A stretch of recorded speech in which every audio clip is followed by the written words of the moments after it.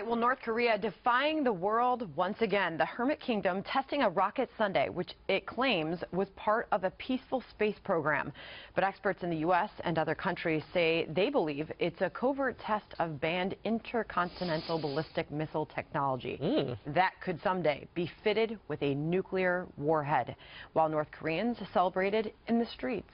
The UN condemning the test and the U.S. responding with calls for additional sanctions. Additional sanctions, is that the answer? It's about the same opportunity of getting through the United Nations with China exercising veto as it for me to be on the next space launch.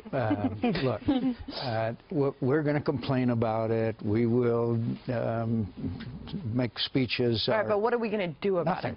Nothing. What should we do? We should be, to start with, install this THAAD, anti-missile defense system in South Korea. The second thing, hold the people responsible who are responsible for this regime to be in being, and that's China. China is the country that's providing them with the wherewithal to survive, and China controls North Korea's destiny. We should have some sanctions against not just North Korea, but Chinese that do business with North Korea. And by the way, they're not going to have a capability to reach the United States anytime real soon. But it is inevitable over time that they will. And by the way, they've had a lot of help from, guess who? Our new best friends, according to Obama, the Iranians. So this is serious stuff. And the Chinese continue to act in a very aggressive fashion in other areas. But right now, we need to have sanctions and we need to have a missile defense capability in South Korea. But to your father's point, Megan, expect that political response. Are you expecting any definitive action from the United States against this? No, I think we'll ignore it. I agree with my father. I also just keep being reminded of Bernie Sanders' answer in the Democratic debate that North Korea is an issue because there's I forgot the word he used, like a crazy dictator. It's something we're going to have to handle. And it's like, you can't be this disconnected from what's going on in the world if you want to be the next president. So how can we promise serious consequences if we have yet to act, or even say how we're willing to act if they continue to do this, Andrea? You know, we can't. I mean, this is Obama's soft power strategy. I agree with you, Senator. There's no containment going forward, and it appears like Iran's working on the missile, and North Korea is working on, you know, the low-yield nuclear warhead for them, so Iran doesn't have to. And we basically telegraphed to North Korea that we are weak by flooding the Iranian coffers with $150 billion and making just an atrocious deal. What does the next president have to do? Because I don't think that, to Sandra's point, I don't think that we're going to see any change in this administration. Is there a path forward to contain North Korea at this point?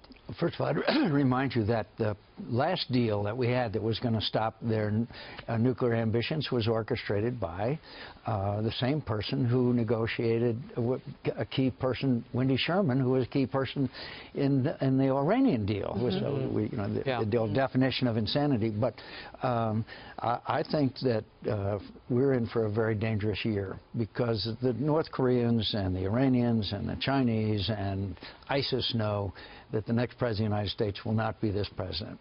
And I think they're going to take advantage of this year, and I think you're going to see more attacks on the United States of America. I'm sure you saw where they intercepted a couple of people who Baghdadi had sent to commit acts of terror. I guarantee you they have sent a number of refugee flow that are trained to commit attacks on the United States and others. There will be other attacks. And meanwhile, there is no strategy. There is no strategy. And then here we're a day before the New Hampshire primary. Why isn't this a bigger part of the political conversation? It was part of the debate on Saturday night because about 30 minutes before the GOP debate on Saturday night, they had gotten word of this missile firing. And state media inside North Korea was saying that Kim Jong-un had personally directed this, so on and so forth. I guess that's the sort of thing they do. Can we talk about truth for a minute, though? Because, you know, I'm covering the story over the weekend, and we heard, oh, but it's not a direct threat to the United States. And who gets to determine for us what is the threat? And what is the threat? What is the truth? truth. I guarantee you, when Neville Chamberlain went to Munich and gave away Czechoslovakia and he came home in peace in our time, the Germans were not a direct threat So to what's the truth? the British. The truth is, of course, they are direct threats. And when you look at where they were in 2009, when Barack Obama came to office, and look at the world today, you see a very different world. Leading from behind, don't do stupid stuff. That's the strategy. That's the foreign policy. And of course, we are now seeing a world in turmoil and on fire. Senator, a preemptive strike, though, Jeb mentioned at the debate over the weekend. Very quick thoughts, because we have to go. Would you agree with that strategy? I'd have to get a briefing. I'm not.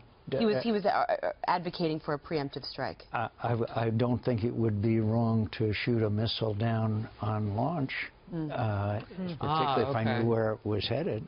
Yeah. So you got to know where it's headed. Yeah.